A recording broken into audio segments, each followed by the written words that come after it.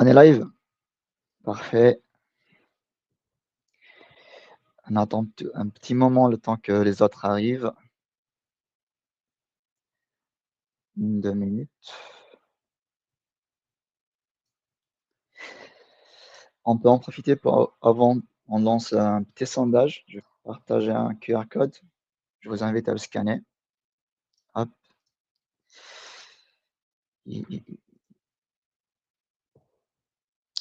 Le voici. Donc, je vous invite à scanner le code QR donc à répondre aux questions. Il y a 3 petites questions. C'est sympa.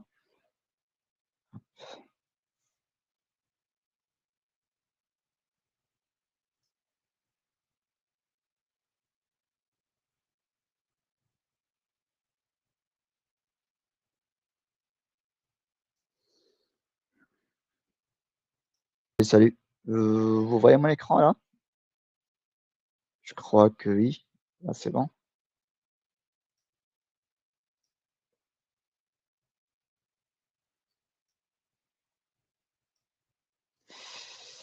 Parfait. Bon, pour le code QR, je vous remets.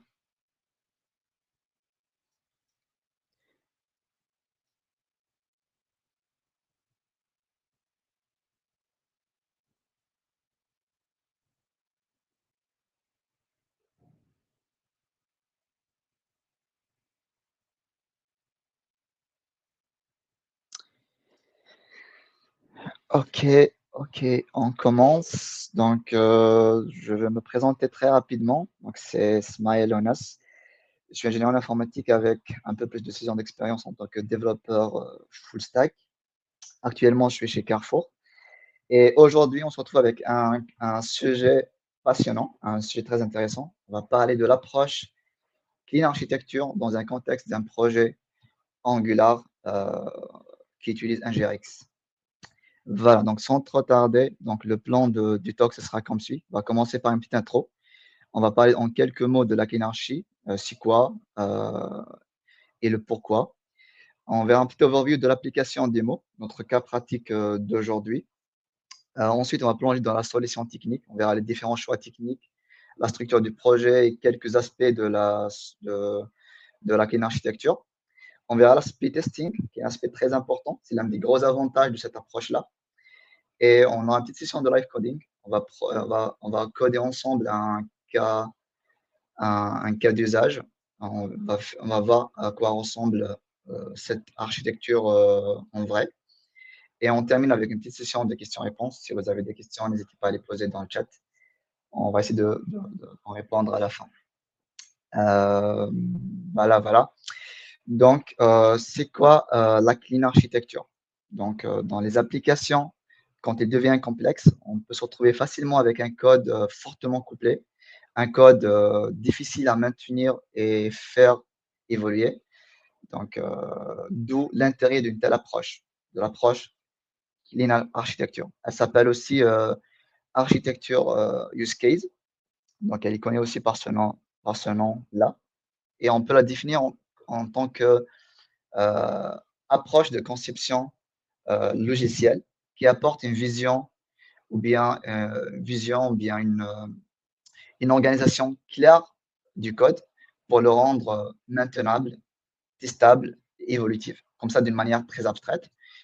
Plus concrètement, donc elle repose sur des principes clés, donc comme les principes solides assez connus, notamment le D, ou bien l'inversion de dépendance, dependency inversion, où on dépend des interfaces et des abstractions et non pas des implémentations. Donc là, on parle vraiment de la communication via des interfaces. On verra quoi ressemble juste après. Et aussi la structure en couches, ou pour la séparation des responsabilités. Donc, on aura plusieurs couches. Chaque couche a un rôle bien précis. Entre parenthèses, vous avez sûrement entendu parler de l'architecture hexagonale. Certains parmi vous l'ont déjà utilisé ou l'utilisent au quotidien, certainement. Euh, L'architecture hexagonale, c'est vraiment l'une des sources d'inspiration de cette approche-là. Donc, elle a comme but d'isoler la logique métier du reste du système en utilisant des interfaces et des adaptateurs bien des implémentations. Justement, donc, la Cleanarchy a repris cette idée et la formalise sous forme d'une structure en couches. On trouve notamment la couche domaine ou bien couche core, où on trouvera les différents use cases qui comprennent notre logique métier. Une couche infra, on aura toutes les interfaces et leur implémentation, donc les interfaces avec l'extérieur. Là, on entend parler par exemple d'une API backend. Et une couche présentation. On aura les différents composants Angular, des différentes vues, différents composants. Assez simple que ça. Donc, pour les questions sondage, j'espère que vous avez pu prendre le code QR code. On va essayer de répondre à la fin. En tout cas, on va revenir sur les questions. Talk is cheap, show me the code. Donc là, on va parler un petit peu code. On verra. Donc, d'abord, on verra à quoi ressemble notre application. Pour l'application, c'est simple, c'est sorte d'un site e-commerce, d'un e-shop, ou bien une vitrine en ligne.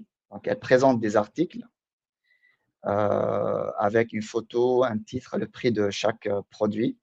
Elle permet d'ajouter un produit au panier. Donc là, on peut visualiser le panier et on peut le gérer. Donc, on peut, hop, je vais grandir ça, ce sera plus. J'espère que vous voyez bien mon écran. Donc, elle permet aussi de gérer le panier, simplement, de modifier la quantité, voir le total du panier en temps réel et supprimer des éléments du panier. Assez simple que ça. Du coup, pour cette application-là, elle a été développée avec Angular version 19. Comme choix technique, donc c'est Angular avec un GRX. La bibliothèque NGRX est assez connue. Donc, c'est une bibliothèque qui permet de gérer le state de l'application d'une manière centralisée. Donc, elle est assez utilisée et très pratique justement avec notre approche clean architecture. Vous allez voir ça juste après.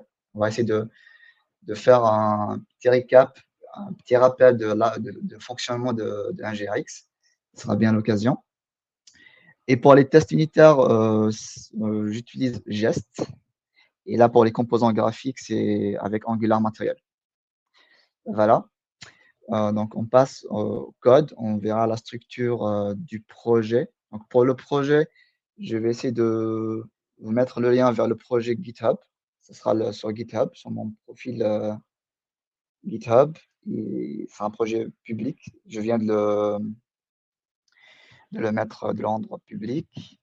Voilà. Donc, pour la structure du projet, donc pour la fonction de l'application, c'est assez simple. Donc, on a deux pages, la page Home, bien la page d'accueil, et la page panier. Du coup, là, pour la structure du projet, on va trouver deux modules. Donc là, vous voyez le dossier infra, dossier page, qu'on peut le nommer simplement présentation. C'est la couche dont je vous ai parlé tout à l'heure, couche présentation. Il y a la couche use case, ou bien le dossier use case. On trouve également dossier store et dossier shared. Donc, on verra donc en détail chaque dossier. Donc là, pour la couche présentation, on va trouver deux modules. Le module panier, carte, et le module home. Donc pour la structure, c'est assez classique, assez répandu avec Angular. On trouve dans chaque module deux sous-dossiers, un dossier composant et un dossier page. Dans le dossier page, on va trouver les pages principales, à vrai dire. Et dans ces composants, on va trouver différents composants utilisés dans cette page-là. On trouvera également un dossier shared où il y aura les composants partagés, etc. Donc là, on a deux modules principaux. Donc le module home avec le module panier. On exploite bien le lazy loading. Donc ça, c'est une notion aussi avec Angular. Je pense que ceux qui utilisent déjà Angular le connaissent très bien. Ça change un petit peu avec la dernière version d'Angular parce qu'on perd vraiment la notion de module vu qu'avec l'arrivée des composants standalone, là, on utilise bien des composants standalone. On n'a pas vraiment des modules, mais on garde toujours le fonctionnement de lazy loading. Ça change un tout petit peu dans le routage, mais ça ressemble trop à ce qu'on avait avant. Donc, du coup, là, on avait deux modules pour la couche présentation. On va revenir dessus juste après. on va trouver un dossier store, ou bien plutôt un dossier shared. Là, on va trouver les différents composants partagés. Par exemple, le header qui est, hop, l'application, elle tourne encore, j'espère. On vient de renommer un dossier. OK, donc là, par exemple, le dossier, le composant header est partagé sur plusieurs pages. Du coup, on le trouve ici, des pop-ins, etc. On peut trouver aussi la config de l'application, les pipes. Dans le service, ça c'est juste une petite notion technique en tout cas. On a un service que j'ai appelé Constant Service qui s'occupe de la construction des URL. Donc, la construction des URL pour les appels API se fait ici. Donc là, si jamais la manière d'injecter la config de l'application, pour notre cas, on utilise un injection token. Je pense que vous le connaissez bien. Si jamais la manière d'injecter la config change demain, ça sera également, donc ce sera uniquement ce service qui sera impacté. Et voilà, c'est juste une manière de faire les choses. Ça, c'est le dossier shared. On trouvera également un dossier store. Ça, c'est pour un GAX. On va trouver différents states de l'application, les actions, les effects. Et là, ce sera l'occasion de voir un petit peu, de revoir le fonctionnement de GAX. Donc, comme je disais, c'est une bibliothèque qui permet de gérer le state de l'application d'une manière centralisée. Là, j'ai un petit souci d'accéder au site NGRX Ario. Cameron. C'est pas grave. Il y a un petit diagramme, je pense vous l'avez déjà vu, qui résume un petit peu le fonctionnement de NGRX. Là, j'ai un petit souci. Hop, c'est pas méchant. Voilà, donc pour les NGRX, on va trouver différentes actions. On trouve des actions, des effects, des reducers, des selects ou bien des selectors et le state de l'application. Donc là, je cherche juste le schéma, le diagramme NGRX. C'est pas grave.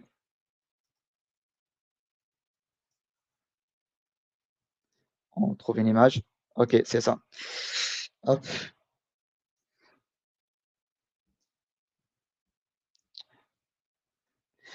Voilà, donc là, en fait, dans l'approche classique, un composant Angular, il injecte un service Angular, qui est pour récupérer des informations du backend. Donc, le composant fait appel au service, qui fait des appels vers l'API, donc vers les API externes, afin de récupérer les données.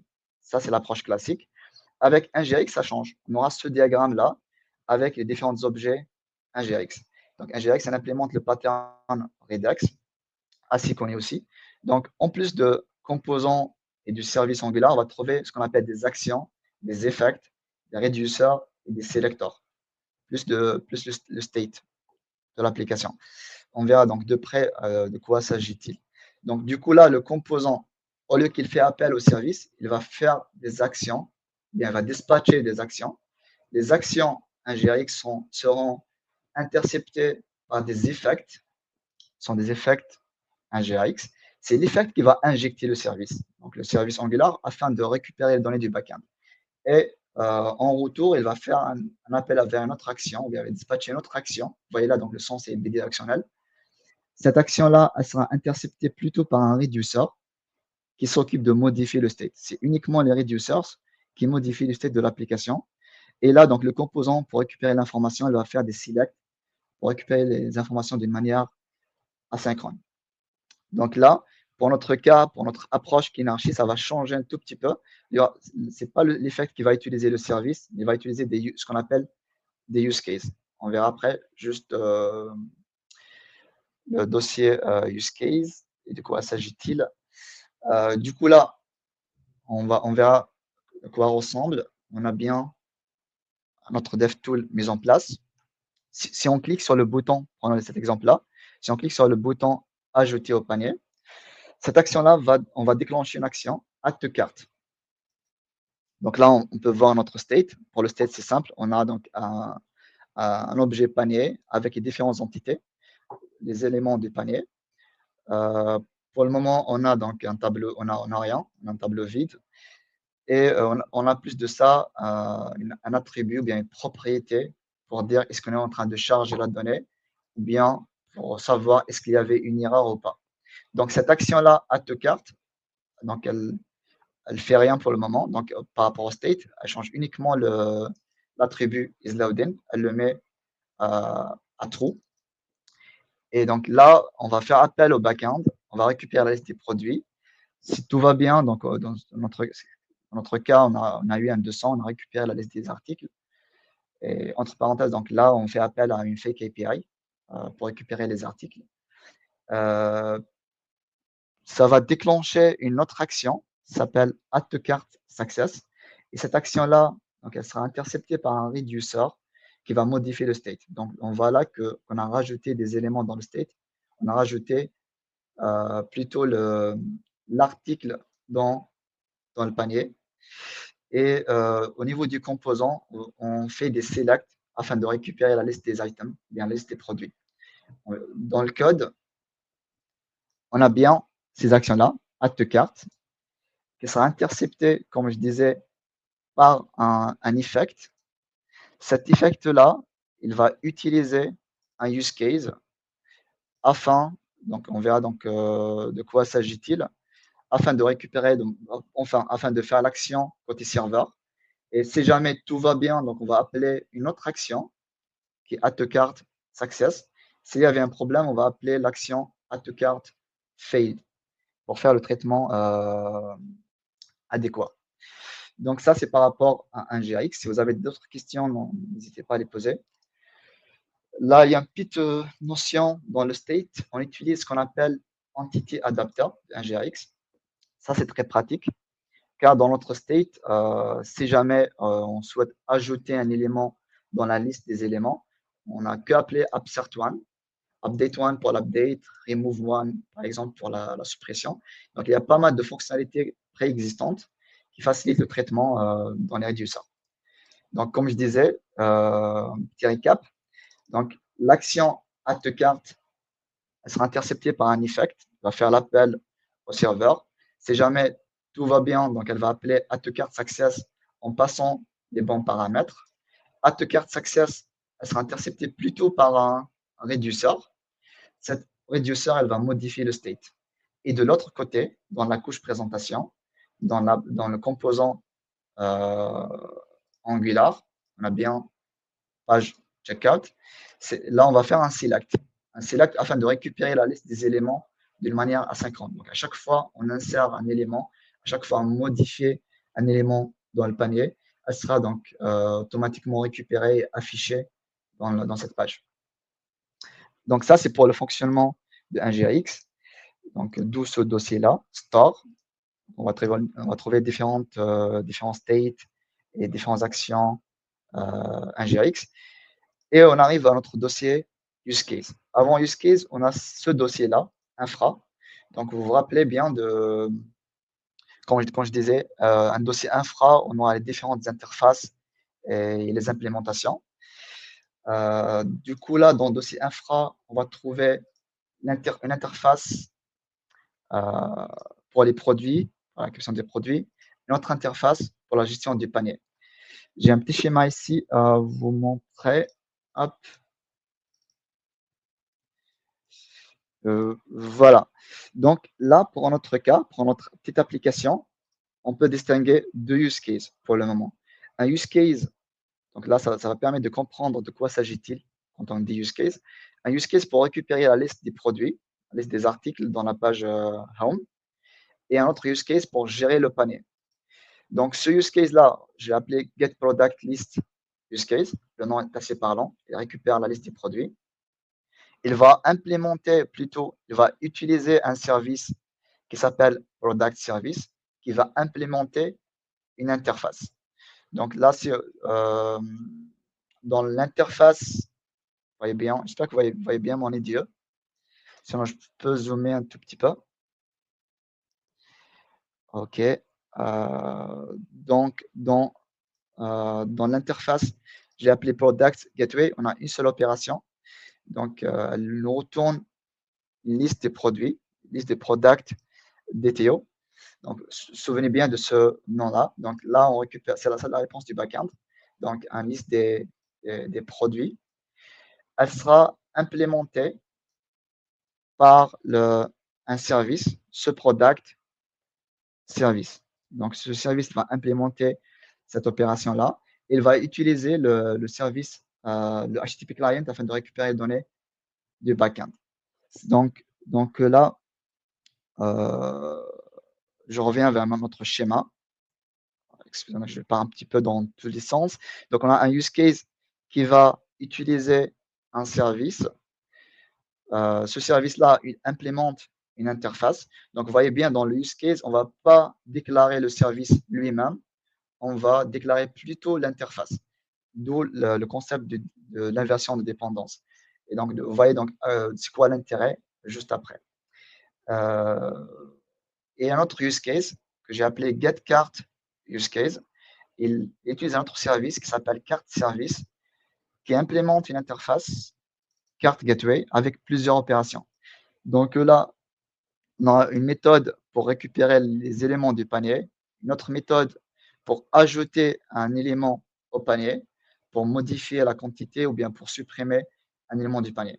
Donc, on peut bien distinguer les cas. On peut avoir un use case pour chaque cas, comme on peut les regrouper. Donc, moi, je préfère les regrouper pour simplifier un petit peu le code. Donc, on a regroupé tous ces cas-là dans un seul use case que j'ai appelé getCart use case. Donc, ça, c'est le dossier infra. Donc, on va trouver les interfaces sur notre product gateway et cart gateway. Leur implémentation, c'est bien le product service et le cart service. Donc, le product service, c'est celui qui va utiliser le HTTP client pour faire les appels vers le système externe. Revenons vers notre projet, voilà, dossier use case. Là, on va voir de près de quoi s'agit-il dans use case. Donc, ce use case-là, get product list use case, on va injecter l'interface. On ne va pas injecter l'implémentation, mais plutôt l'interface. Donc là, on dépend vraiment des interfaces et non pas de l'implémentation. L'un des intérêts, c'est bien de pouvoir tester convenablement ce comportement. Donc cette opération-là, elle est implémentée par le service réel, le vrai service, qui fait appel à l'API back. Elle est aussi implémentée par un autre service, un fake service, pour nos tests, pour moquer les réponses, pour bien tester notre use case. Donc là, donc vous voyez déjà, vous avez déjà une idée, c'est quoi le use case. Donc le use case, c'est là où on regroupe notre logique métier, c'est là où on fait notre traitement. Plutôt, tout simplement, c'est là où on trouve notre domaine. Donc tous les traitements nécessaires se font au niveau du use case. Pour notre cas, on a get product list use case et get cart use case. On va plonger en détail maintenant, dans le détail. Du coup, là, donc, on a injecté notre interface. Elle sera, donc, on verra après comment injecter l'implémentation à chaud. Et là, une seule méthode, run, tellement le nom est assez parlant, get product list use case. Quand j'appelle la méthode run, je suis censé récupérer la liste des products. Et là, vous voyez qu'on récupère un observable avec un product list VM et non pas DTO.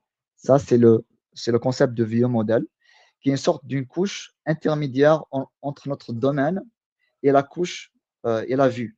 Et donc, il est composant Angular. Autrement dit, là, par exemple, pour le DTO, si on revient vers notre service, pour le DTO, ça, c'est la réponse du backend. On peut trouver plusieurs informations dedans. Par contre, dans le VM, on s'intéresse uniquement à l'information pertinente. Donc, on s'intéresse uniquement à ce qui nous concerne.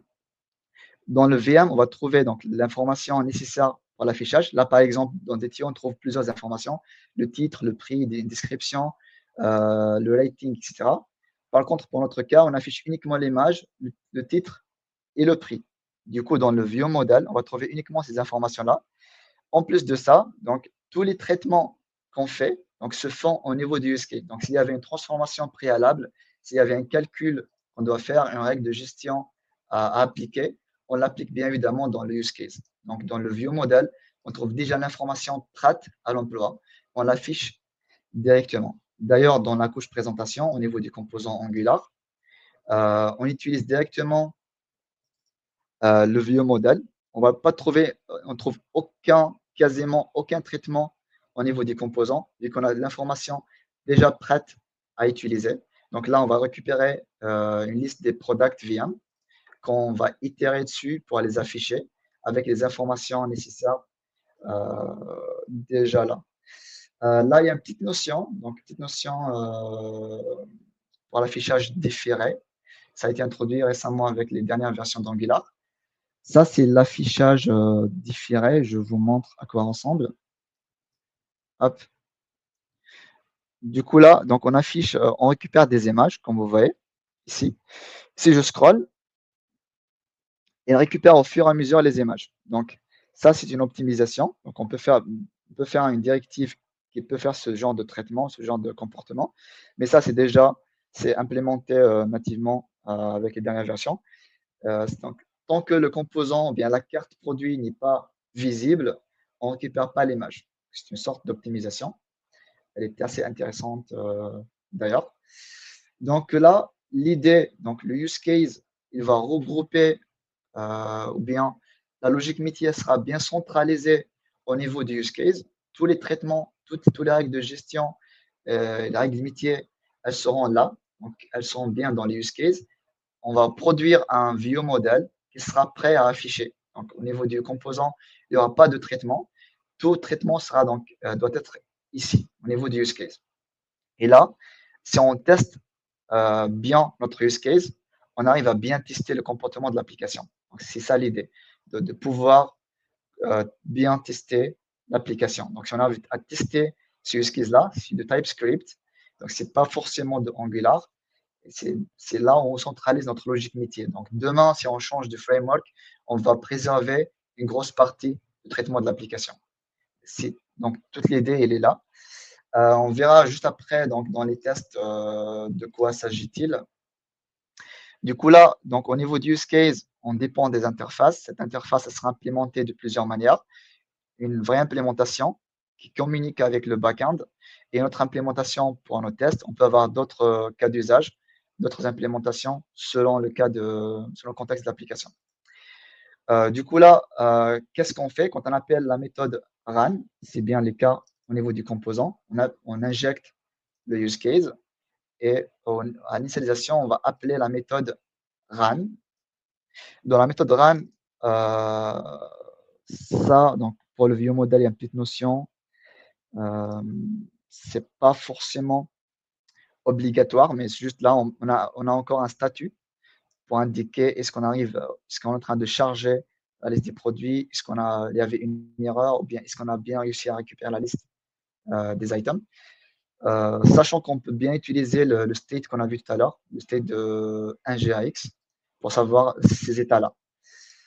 Du coup, là, au niveau du use case, on va faire appel à la méthode getAllProduct de notre interface. Donc, quand on lance l'application, on va utiliser vraiment le service réel. Du coup, il va faire appel à cette méthode-là. Donc, il va faire un vrai appel HTTP. Pour les tests, on va plutôt moquer cette réponse-là. On verra juste après de quoi s'agit-il.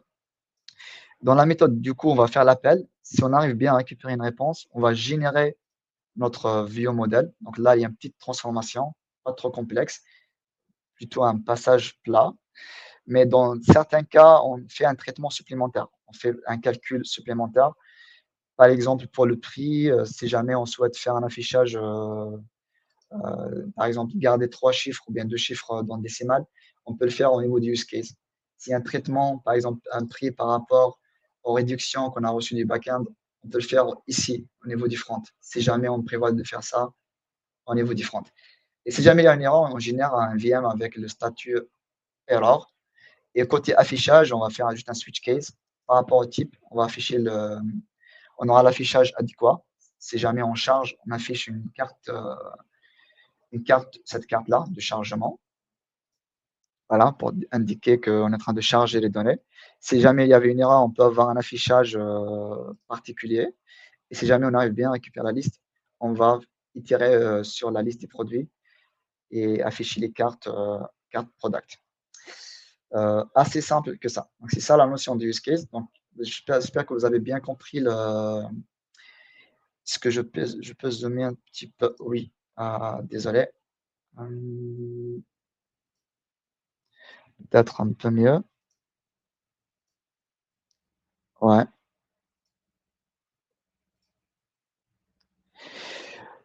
Voilà. Du coup, donc là, l'idée est d'utiliser des use cases qu'on peut tester amplement afin de pouvoir bien tester le comportement de l'application. Et ces use cases-là vont nous fournir un view model qui sera utilisé par, par les composants Angular. On ne va pas utiliser les DTO. On ne va pas dépendre forcément de la réponse du backend. Ça peut changer demain. Si jamais, par exemple, au niveau de la réponse du backend, on a des noms qui ne sont pas très significatifs, on peut se permettre d'avoir un nom ici plus parlant au niveau du view model. C'est un exemple. Voilà, donc là, on avait deux use cases, comme je vous ai montré dans ce schéma-là. On a pu voir un petit peu un use case, get product list. Pour le deuxième, donc comme je disais, donc j'ai regroupé plusieurs méthodes dedans, sachant qu'on peut bien aller sur un niveau de granularité plus fine. Et on aura un use case pour chaque méthode. Et du coup, là, dans get cart use case, quand j'appelle run, je récupère la liste des cart items.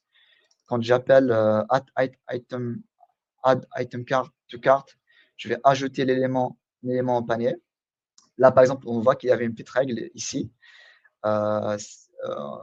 Dans les specs, dans le besoin, on ne doit pas ajouter plus de 5 produits dans le panier. Donc, la règle sera bien présente dans les use cases. Donc, ici, on fait un check. Si jamais on arrive au max d'éléments qu'on peut commander, je vais soulever une exception et bon, ça va empêcher d'ajouter le produit au panier. Donc, là, juste pour vous dire que toute règle de gestion, toute règle métier, elle sera bien figurée dans les use cases. Donc, et qu'on peut bien tester après en testant ce use case-là. Voilà, donc pour ce use case-là, on a les différentes opérations, c'est la même chose comme l'autre use case. On peut trouver bien notre test unitaire. Donc là, on va parler un petit peu de l'aspect testing. On va trouver des tests pour chaque use case. On va tester tous les cas possibles, prendre les différents cas, les cas d'usage. Donc, du coup, là, par exemple, pour récupérer les éléments, là, notons que on manque les appels NGRX, les appels vers le store. On verra juste après un cas pratique. Et du coup, là, pour tester le comportement de use case, on a à gérer des observables. Et pour tester le comportement des observables, on peut dire qu'on a deux méthodes pour le faire. Soit avec la méthode classique, on va faire un subscribe de l'observable, on va faire des assertions dedans, soit en utilisant des expressions Marble, un truc qui est similaire à ça. Je ne sais pas si vous êtes assez familier avec, mais vraiment c'est une approche très pratique pour tester amplement le comportement des observables. En gros, donc pour simuler l'envoi des événements, on peut les simuler via cette expression-là, cette expression Marble, pour dire qu'à certains moments, certains frames de temps, on envoie tel event, ensuite tel event, ou bien on attend tel event ou autre. Donc, c'est ça. Là, donc, A, ça ressemble à un événement, ça représente un observable. Et donc, pour le cas d'erreur, ce sera donc un dièse. On va prendre un cas pratique dans notre session de live coding. Ouais, donc, de quoi s'agit-il plus précisément? Du coup, là, prenons ce cas-là. On va lancer le test. Comme je disais, donc j'utilise Jest pour les tests unitaires. Donc là, on voit que le test, j'espère qu'il va bien passer. OK, ça passe bien. Donc là, on teste la récupération des éléments du panier. Du coup, là, vous vous souvenez de l'interface carte gateway. Hop, on revient vers notre interface. Dans le dossier infra, dans le dossier carte, on va trouver une interface que j'ai appelée carte gateway. On a cette opération-là. Plutôt, on a plusieurs opérations. Et du coup, là, au niveau du test, on va implémenter cette interface-là. On va implémenter ces méthodes euh, afin de pouvoir les tester. Autrement dit, on va moquer la réponse, plutôt on va avoir un traitement spécifique pour nos tests-là, pour notre test unitaire. Donc, on n'est pas censé faire un appel réel vers le bac. Dans notre cas, on peut juste moquer euh, ou bien plutôt moquer voilà, les réponses vers le backend. Revenons à notre test. Donc là, notre carte gateway, j'appelle cette méthode givenCart. Ça, c'est je retourne un scheduler carte gateway, je l'ai appelé comme ça, qui implémente l'interface. Du coup, là, pour notre interface et pour notre test, on va utiliser cette implémentation-là. Quand j'appelle getCartItem, il ne va pas utiliser, plutôt, il va pas utiliser la vraie méthode, cette méthode-là. Pour mon cas, enfin, pour la partie panier, je moque encore la réponse. Je ne fais pas un appel HTTP vraiment backend, contrairement à la page d'accueil. Là, on fait appel à un API fake qui est public. J'espère que je ne vous ai pas perdu. Du coup, là, pour notre test, je vais retourner cette implémentation-là qui va, qui va, qui va, qui va, on peut dire, injecter des événements selon des expressions Marble. Donc là, on passe une liste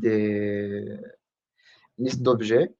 C'est la réponse attendue du backend et on va les injecter comme ça. On va les envoyer selon cette expression-là. Là, on envoie juste un seul event selon cette expression.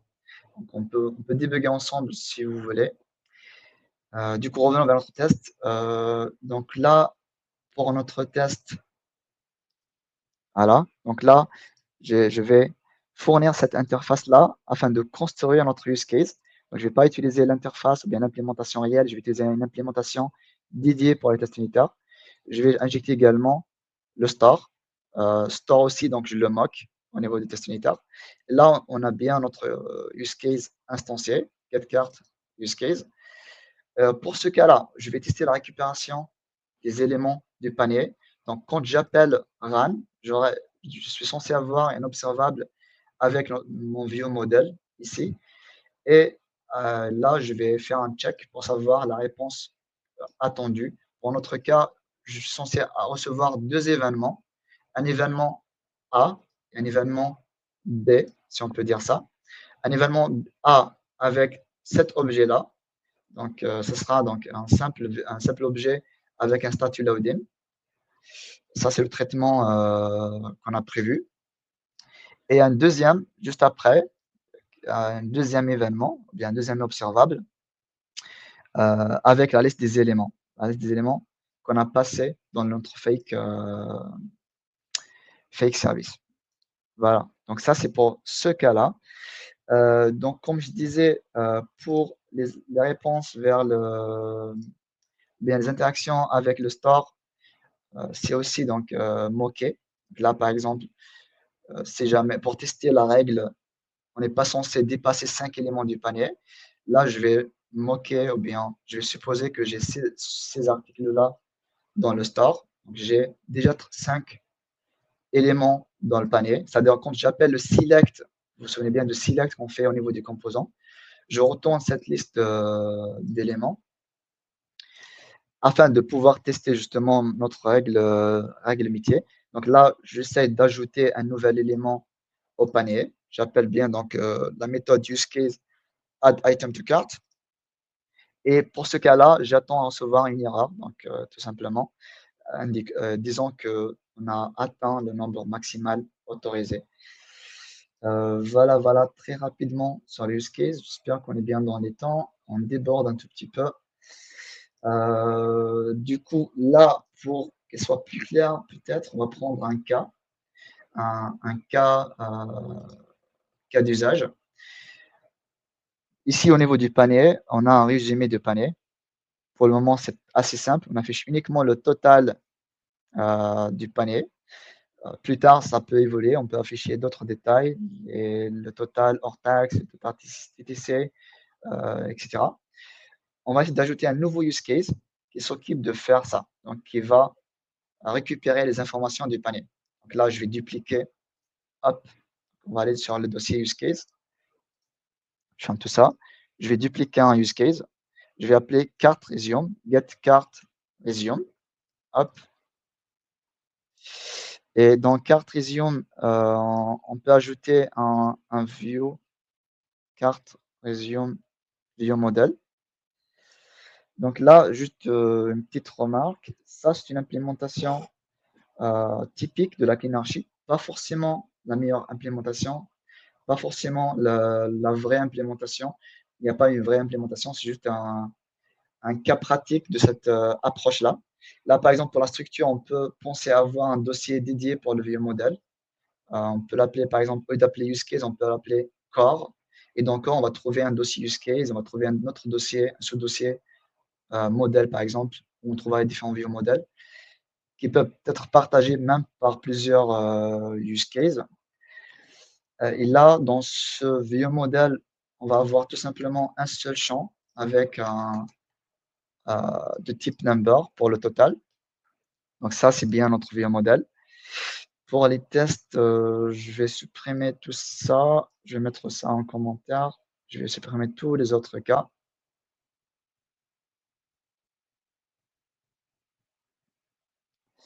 Pardon, hop. Et donc là, il y a un souci pour les imports. OK. Et pour les use case, je vais encore le renommer. C'est bien. Hop. Get cart resume. Pareil pour le use case. Ça sera dans get cart resume use case. OK. Et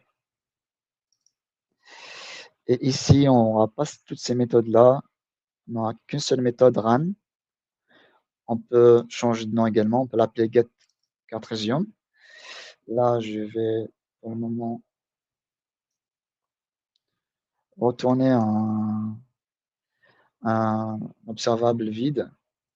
Ça, on est censé retourner un cart resume view model avec le total.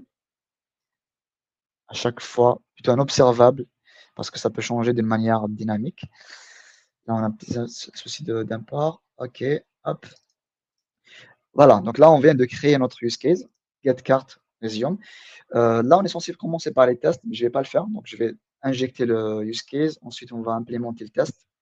On va faire une petite évolution en commençant par le test unitaire. Ensuite, on va l'implémenter. Du coup, là, donc le cart resume. Revenons à notre composant panier. Dans la page checkout, on a un composant dédié que j'ai appelé cart resume.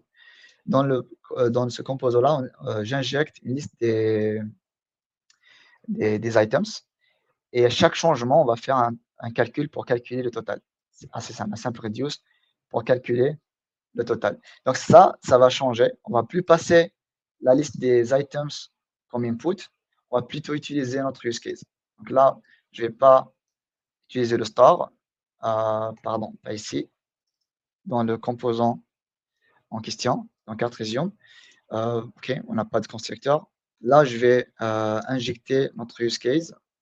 Je vais l'appeler use case get cart resume use case.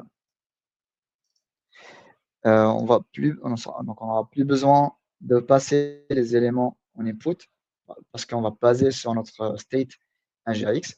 Donc, le state du panier, il est bien dans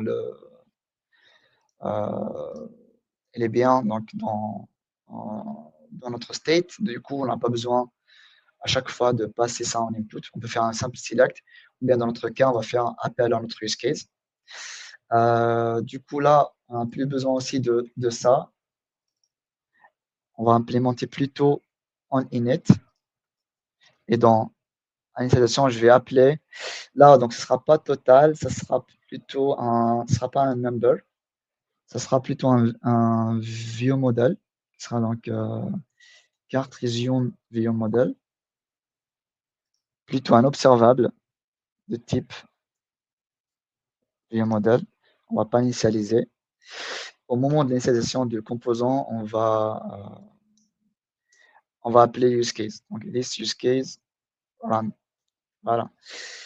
Voilà. Du coup, au niveau du checkout, on ne passe plus ça en input. Donc, on va juste faire appel au use case ici. Donc là, j'espère que vous arrivez bien à me suivre. Donc là, on est censé récupérer le view model. Et pour l'afficher, ça va changer un tout petit peu. On aura donc un observable. Du coup, on va rajouter le pipe A5. Et dans l'observable, on aura le champ total. Là, là, j'utilise le pipe price ici, mais on peut le faire bien évidemment au niveau du use case, faire la transformation nécessaire. Donc, on n'a plus besoin d'avoir un pipe au niveau du composant. Ça, c'est un cas un peu particulier aussi. Du coup, là, on a bien injecté, plutôt on a bien créé et injecté notre use case, getCartResume. On est censé pouvoir afficher maintenant le total à partir de use case. Là, l'application, elle tourne, j'espère.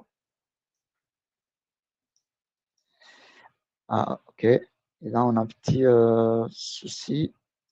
Et c'est normal.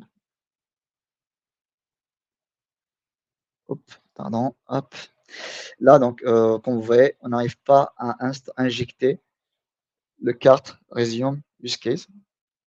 À aucun moment, on l'a instancié.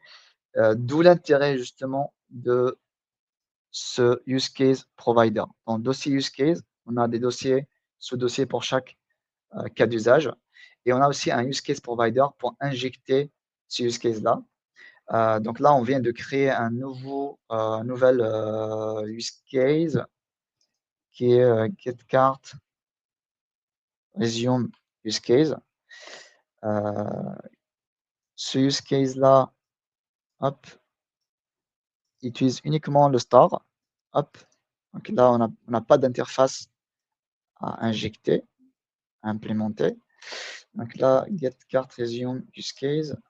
Hop. Voilà. Donc là, on injecte notre carte resume use case. Cette méthode-là, elle est bien utilisée dans notre appconfig.ts ici, donc au bootstrap d'application. Voilà. Donc ça doit fixer le problème. Parfait. Donc là, on n'a plus d'erreur dans la console. Et est-ce qu'on arrive bien à afficher le total? Hop. Donc là, on a 0. Donc il ne récupère pas. C'est normal parce qu'on n'a pas encore implémenté notre règle métier. Du coup, là, ce qu'on est censé faire, quand on appelle la méthode run pour récupérer le résumé du panier, on est censé faire un select. Donc, du select pour les select cartes. Donc là, elle va récupérer les éléments du panier. On va faire un simple pipe avec un switch map. Et là, donc, on est censé récupérer vous voyez là, donc le carte item, je ne vais pas zoomer plus, carte item view model, ou bien les éléments de mon panier. Là, je vais retourner encore empty. Plutôt, je vais faire mieux. Donc, je peux retourner un view model avec un total, disons, 1, par exemple, juste pour tester. C'est normal, je dois retourner un observable. Hop. J'importe la méthode. Et là, donc, je suis censé normalement récupérer, enfin afficher chaque fois 1 ici, de manière plus ou moins statique, quel que soit le nombre d'éléments qu'on ajoute au panier. Du coup là, on a vu qu'on a bien injecté et le use case fonctionne comme il faut. Du coup là, on va reprendre notre règle métier, cette règle-là, on va l'utiliser dans notre use case. Hop. Du coup là, on va avoir une constante totale, pardon, hop. Ce ne sera pas carte item, ce sera plutôt les items qu'on a récupérés via le select. Et là, on va retourner le total. Et là, on est censé avoir exactement le fonctionnement d'avant. À chaque fois, le state de l'application change. On va les récupérer. On va donc notifier ici et on sera capable de calculer à chaque fois le total. Donc, si je rajoute un élément au panier, cet élément-là, cet produit-là, on voit bien qu'on calcule bien le total. Si j'incrémente, ça incrémente automatiquement car le state de l'application a changé. Si le state a changé, automatiquement, ça déclenche un événement et ça calcule derrière le total. On a encore quelques minutes. Donc là, on va faire un petit test unitaire pour ça. Donc là, on a commencé par l'implémentation et non pas le contraire. Du coup, pour ce cas-là, je vais commenter tout ça. J'espère que ce sera plus clair pour vous en implémentant le test. Donc là, on aura un use case différent. Ce sera get Cartesium. Ah oui, c'est bien ça. Je vais juste l'importer. Voilà. Hop. Du coup, là, on a vu un cas similaire, le cas où on moque les réponses vers du select. Hop.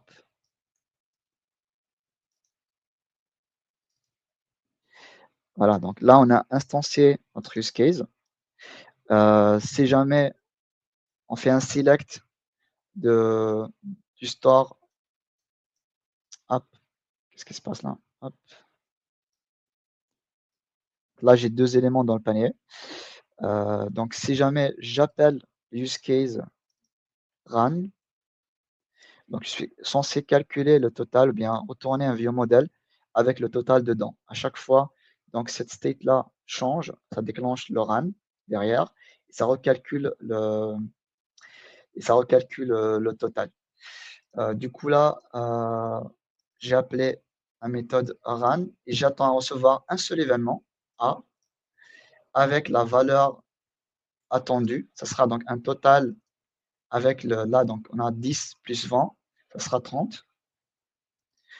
Et là, on va faire un petit expect.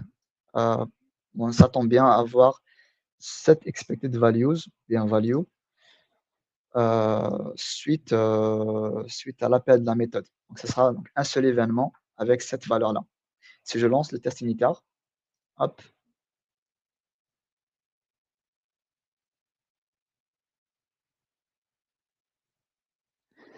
est-ce que ça passe? Cool, ça sera donc en green. Donc là, pour que je revienne sur ce que je disais, donc on avait deux méthodes pour tester les observables. Soit on fait ça, donc en utilisant l'expression marble, ou bien dans la méthode classique. Donc ça sera simple. On va faire un simple subscribe. On va faire un subscribe. Ensuite, on va faire des expects ou bien des checks de résultats. Ce sera ici result. Et là, on doit faire un expect du result to equal up ça. Et là, il manque un truc. Il manquait certainement un truc. Là, ça passe. Si je change la valeur, je vais mettre 50. Ça va passer encore.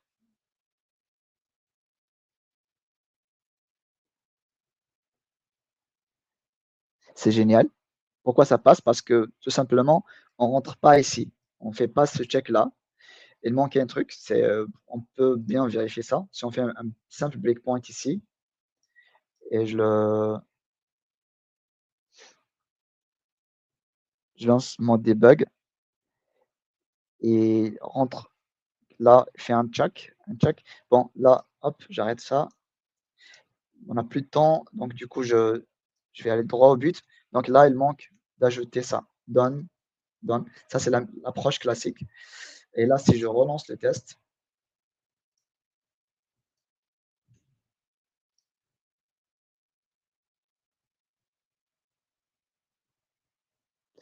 Donc, ça sera bien. Donc, en rouge parce que c'est pas la bonne valeur. Si je mets 30,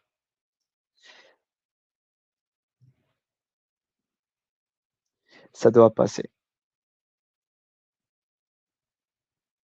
Très bien. Donc, ça, c'est l'autre manière de le faire. Mais la meilleure méthode, c'est bien d'utiliser l'expression Marble. Ça permet de faire des tests vraiment poussés, de tester les différents comportements des observables, les enchaînements des événements, etc. Donc, ça, c'est vraiment euh, deux manières pour tester les observables. Donc là, un tout dernier point, supposons qu'il y a une nouvelle règle de gestion, on nous dit que si jamais le total du panier dépasse 100 euros, on se permet d'avoir une remise de 10%. Là, il y avait un nouveau besoin, une nouvelle règle métier à implémenter. Donc, automatiquement, on est censé modifier uniquement le use case. Là, je vais créer un test rapidement, le même use case que je vais dupliquer. Là, je vais mettre ça, donc je vais mettre 90. Donc, on a total de 100. Si jamais, donc, on est censé, désolé, on n'a pas le temps, sinon, promo 10%, c'est juste, bon, c'est n'importe quoi. Donc, si jamais, donc, on souhaite modifier la règle, donc là, on est censé appliquer une remise de 10% sur le total du panier. On est censé avoir, donc, 90 et non pas 100, parce que 100, moins 10%, ça sera 90. On lance le test. Ça ne va pas passer parce qu'on n'a pas encore implémenté la méthode, plutôt la règle. Voilà, donc là, ça s'attend à voir 90, or que ça retourne 100. Et au niveau de la méthode, plutôt dans le use case, là, on peut faire un simple check. If total dépasse 100, dépasse ou égale 100 pour notre cas. Et on peut penser avoir une constante pour mieux faire les choses. Donc là, total, on va déduire 10%. Donc ce sera fois 0,1. Là, on a bien une constante, je vais mettre comme une variable. Et là, on est censé pouvoir passer le test avec cette nouvelle règle-là.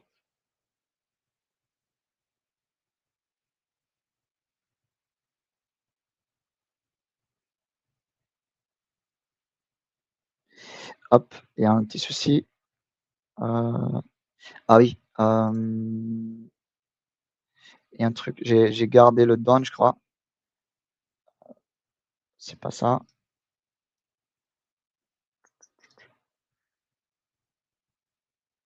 Je vais enlever le done parce que j'ai utilisé l'autre méthode avec des expressions Marble. Parfait. Et donc, petit récap, je sais pas si je pense qu'on a déjà, ouais, c'est déjà 13h30. Donc un petit récap du coup pour de ce qu'on a fait. Donc l'idée, si il y a quelque chose à retenir, donc d'avoir des use cases où on centralise réellement les traitements de l'application, bien les règles métiers ou bien notre domaine. Si on arrive à tester convenablement ces use cases-là, tous les cas d'usage, tous les cas de test possibles, on arrive à bien tester, à tester amplement notre application. Donc, c'est l'idée d'avoir des use cases où on centralise le métier. Donc, le domaine, ce sera bien au centre. Elle sera vraiment indépendant des frameworks utilisés. Donc, ce sera vraiment indépendant de la techno utilisée. On a fait un petit overview du fonctionnement de NGRX qui match très bien avec cette approche-là. Donc, c'est vraiment une combinaison parfaite pour la gestion du state de l'application avec cette approche. Voilà, donc on a vu un petit peu l'aspect testing, on n'a pas beaucoup de temps pour aller plus en détail. Juste de voir s'il y avait des questions pertinentes qu'on peut piocher. C'est déjà...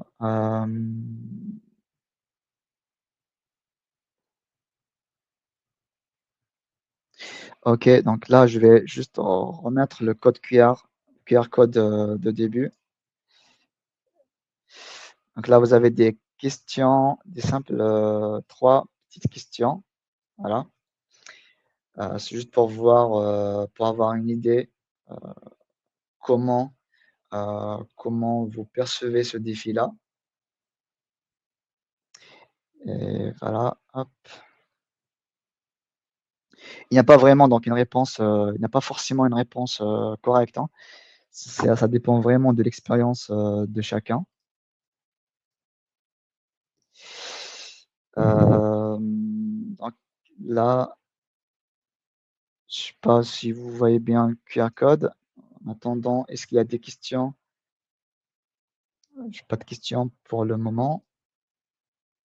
OK.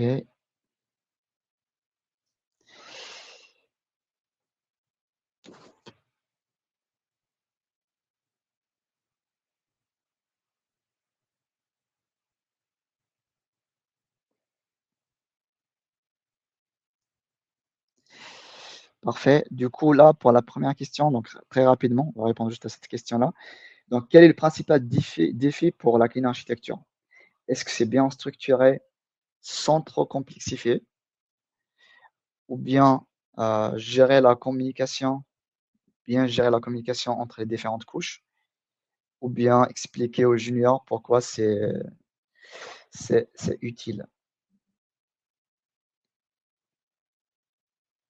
Donc, on a hop, donc la majorité sont sur la première option, sur le premier choix. Donc, bien structuré sans trop complexifier. Une bonne réponse. C'est vraiment un vrai défi parce que donc on peut se retrouver facilement avec un code fortement couplé. On peut se retrouver avec une structure rigide si on fait trop de couches, euh, trop de, trop de dossiers. C'est vraiment un vrai enjeu. Hop.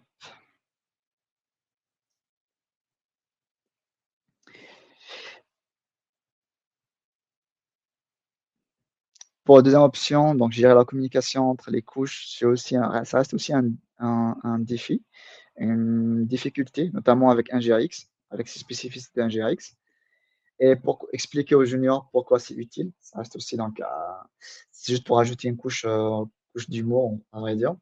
Mais donc l'intérêt de la clean architecture, pour le comprendre, ça prend vraiment du temps. Donc l'objectif vraiment, c'est d'avoir euh, un code qui tient la route à long terme. Donc la clean architecture, juste pour conclure comme conclusion, donc la clean architecture, c'est pas une simple approche euh, abstraite, plutôt un concept abstraite, mais c'est une approche ou bien une démarche qui impacte nos choix au quotidien. Donc c'est ça. Je pense qu'on a déjà débordé. On peut s'arrêter là. Si vous êtes chaud, on peut penser à programmer une autre session pour aller plus dans le détail sur les différents aspects. Mais c'est déjà pas mal ce qu'on a vu. J'espère que c'est clair pour, pour tout le monde. Voilà, voilà. Donc, pour le projet, donc, vous pouvez donc trouver sur GitHub, sur mon projet, sur mon profil public. Donc, le code source sera bien là-bas. Donc, si vous avez la moindre question, n'hésitez pas à les poser plus tard. Je serai disponible si besoin. Voilà, voilà. Donc, je vous souhaite une excellente journée. Donc, et à la prochaine talk, pourquoi pas. Prenez soin de vous. À la prochaine. Salut.